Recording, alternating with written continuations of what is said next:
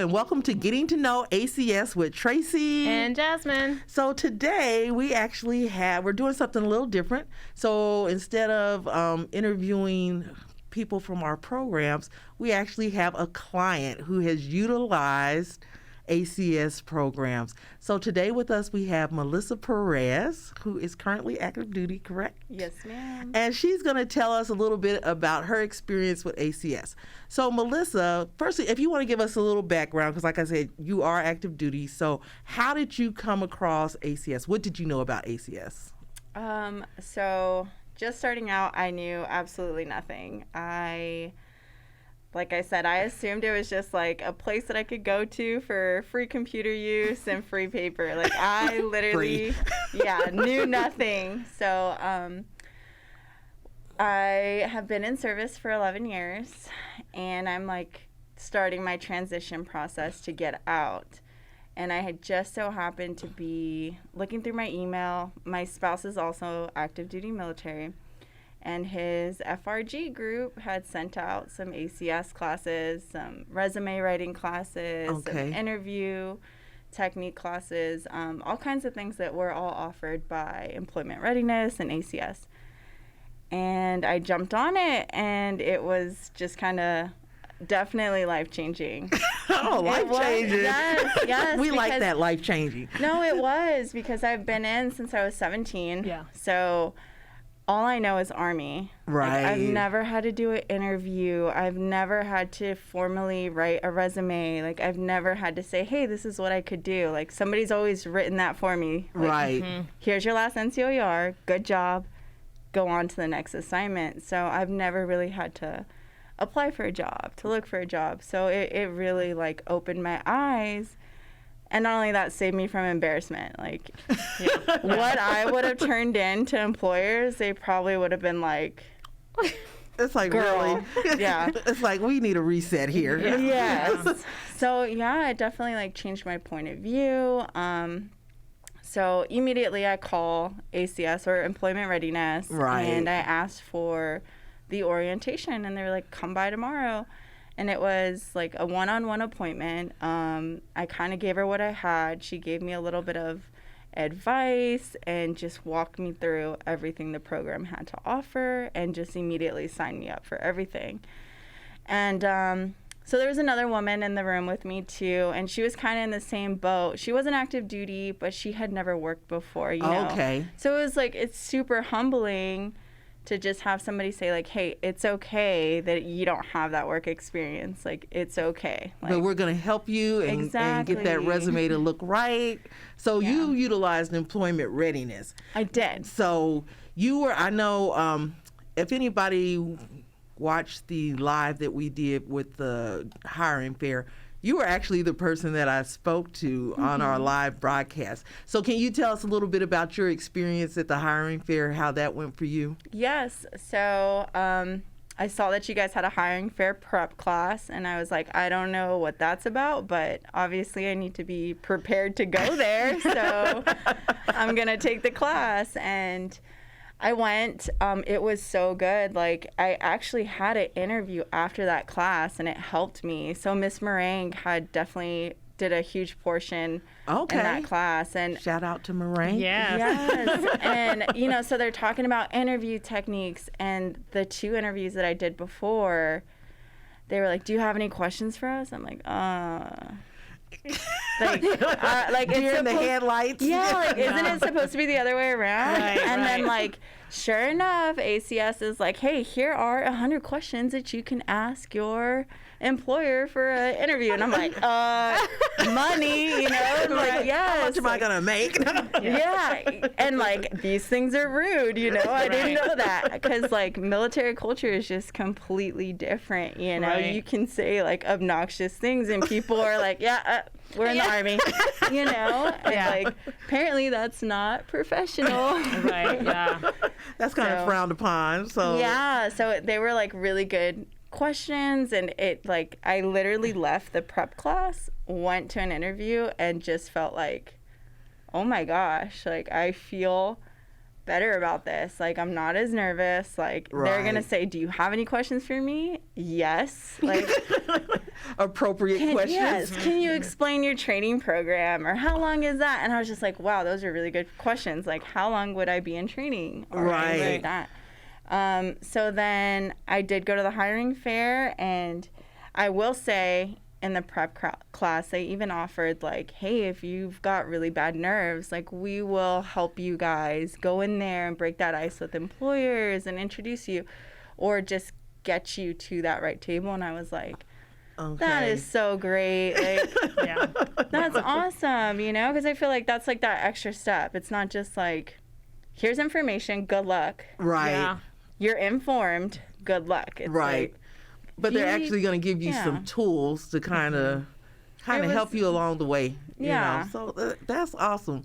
So I know you mentioned that you're dual military, right? I am. And so what was your take prior to you getting that email?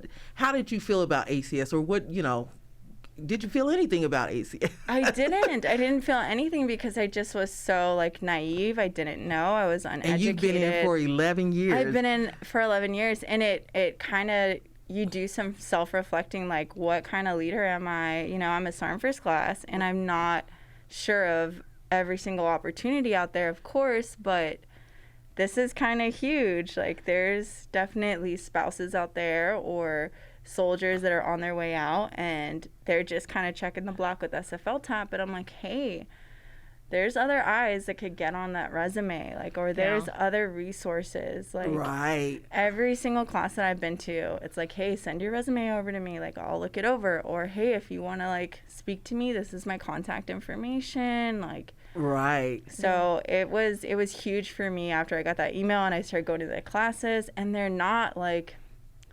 unbearable workshops, you know. Right.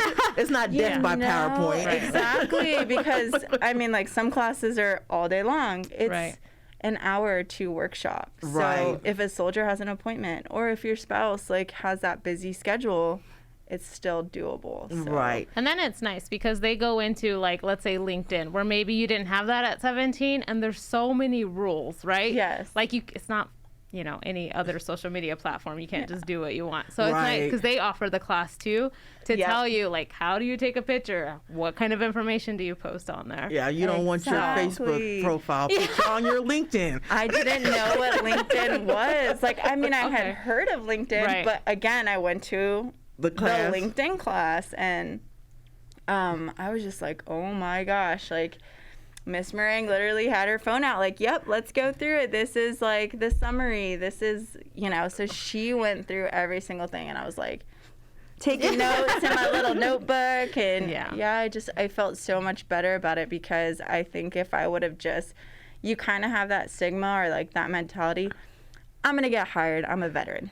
Like, Yes. and that is completely incorrect. Like, Exactly. you do not have to You get still have to hired. compete. Yes. You still have to So- compete with people. So, and I know earlier before we started recording, you shared about, you and your spouse taking this class together, and you taking these screenshots. So you want to elaborate a little bit about the screenshots you were taking? So like I said, I was pretty naive about the classes and the info, and anytime, a good bit of information came out, I was screenshotting either the PowerPoint or either the handout or whatever flyer that I got, because it was just really good information. I'd screenshot it to my husband, and my husband would be like, this does not pertain to us at all. We are not at E1 through E4, Right. or we are not like, yes, you're a military spouse, but you're active duty. Like, it doesn't pertain to us. I'm like,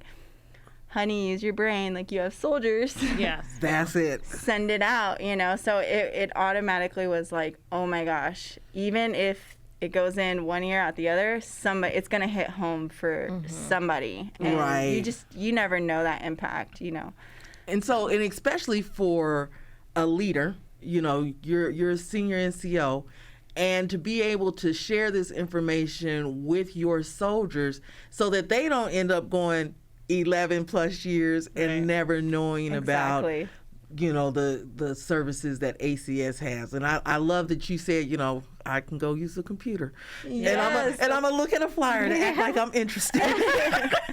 Yeah, because I mean, you don't want to just like, hey, can I use your computer? Okay, thanks, bye. You know, so I'm like, let me pretend I'm looking at some brochures. Oh, this is a good opportunity. Thanks, ACS. You know, here's my ID. Sign me in. All right, cool. I printed out my Med Pros. You know, I'm on about my day. But yeah, so it's definitely eye opening. Like, oh my gosh, you know, like I had no idea. And I'm sitting in these, you know, SFL TAP classes, like to help with my transition out of the Army. And I'm like, oh my gosh, this is just a small piece of the pie as well. Like there's other resources that we can use. And I noticed too that a lot of people that were in uniform in these employment readiness classes, they were all senior ranking. So they were all E7 and above, or, you know, I think the lowest rank I would see, or maybe NCOs, I should say, a lot of NCOs. So it's like, but that's not the case. We have soldiers getting out that are E1 through E4. Exactly. Where are they? They don't know about it. So I was like, I started paying attention to the sign-in rosters. Okay, there's a warrant officer here. Okay, there's a captain here. Okay, there's a sergeant first class, a master sergeant, like, but where are the specialists? Where are the privates that are getting out? And like, it doesn't matter why they're getting out or how long they've been in. They still need that help. Yeah. Exactly. Yeah. Everybody is entitled to those resources. They're exactly. So it's like you need to, if you're not aware, then, you know, it's like, okay, well, I don't know where to send them. So I think I commend you for, you know, being proactive after you saw what was being able to be, you know, what was offered, and to say, hey, let me look and let me start passing this information out to my soldiers so that they can be more prepared than I was prepared. So exactly. Have you utilized any other services at ACS? I haven't. And that's okay. But you know that it's there now. I do. So you know where to point, like you said, family members and those soldiers, because we always think about the transitioning ones who are like either retiring or, you know, transitioning out as NCOs. But like you said, you have those that come in, do their 4 years, and they're done, and they still, and they may be in the situation where you were, where I never had a job before I came into the military. So now how do I go out and try and find this job? So I think that's, you know, that says a lot. So what would you, if you could say something to other soldiers or leaders that are out there, what would you say to them about how to push out the ACS message? Obviously word of mouth would be excellent, you know, because me sharing my experience, like, hey, this really helped me, I think is that big ticket item. But I just happened to stumble across that email, you know. So if those commanders, if those first sergeants are pushing it out, you know, eventually it's going to click with somebody, you know, just like you push out, hey, this is due, that is due. We've got a run on Friday. We've got these, you know, following events coming up. Like, we need to start pushing this out, because I think it would just be so beneficial for families. And not only that, you know, if your family's not taken care of or your home life is not okay, everything else just kind of crumbles, you know? You're not going to be okay at work. You're not going to be okay, like, any other areas in your life. Right. You know? And I'm glad you brought that up, you know, that if home life's not taken care of, you're not going to be able to concentrate. Exactly. And with that, you know, not only do we do employment readiness, and if you've watched the podcast, other people, you know, who are listening or whatever, you know, we do have stress management classes. We do have anger management classes, couples communication classes. What other new parent support for those that are just having babies and they're like, what do I do, because I'm like 21 and I've never had to take care of a child. Right. And EFMP. So you know, a lot of people come to us to figure out, do I need to be enrolled in EFMP, and that type of, and relocation too, you know. So if your soldiers are leaving the area or moving to another area and they're like, you know, PCS and somewhere else, like, well, what is that duty station going to be like compared to here? Exactly. And that's not only a concern for the soldiers, but a concern for the families. Yeah. Yes. So all you have to do is look on Facebook and see all the questions that people, Facebook pages and see all the questions. So really, it's just about getting our leadership to recognize that, hey, this is an important benefit for our families. You know, happy family, happy soldier. And then they'll stay in, maybe. I don't know. Is that how it works?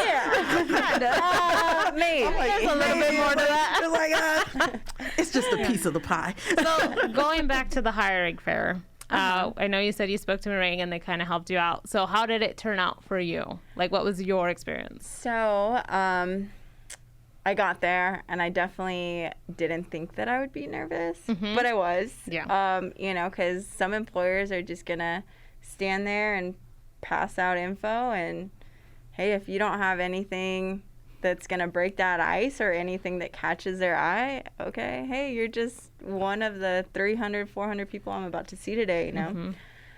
So I was just like, okay, I'm going to make it a point to go to these tables, talk to these employers, and it puts me in that spot where, what are my skills? What do I have to offer? You know, so it kind of put me in an uncomfortable place, but I did it. And I remember at the prep class, they're like, hey, not all the employers are going to say, hey, I want your resume. That's okay. They're probably going to say, cool, it's a good face-to-face, apply online.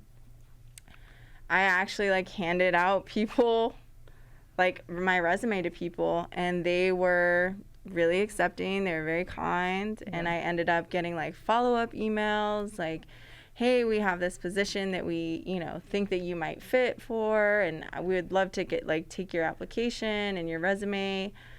I want to say, I think it was Datamark.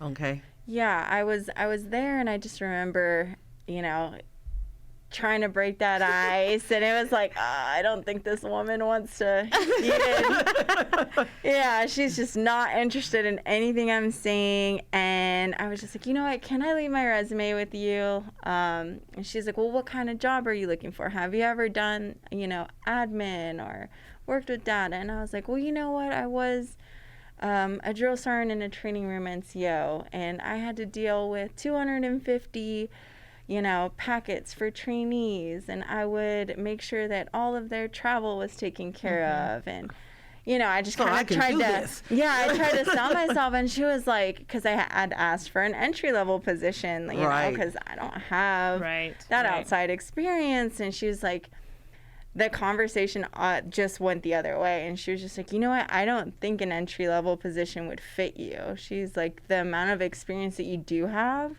she was like, I'm going to take your resume, I'm going to put it up, and we would love to hear back from you. And I was just like, what? Yeah. I don't even think you wanted to look at me like 2 minutes ago, you know? But I'm just like. That confidence boost, right? Exactly. Yeah. And it was like that prep fair. It's like, hey, get that like 30-second elevator pitch or that commercial. And I'm just like.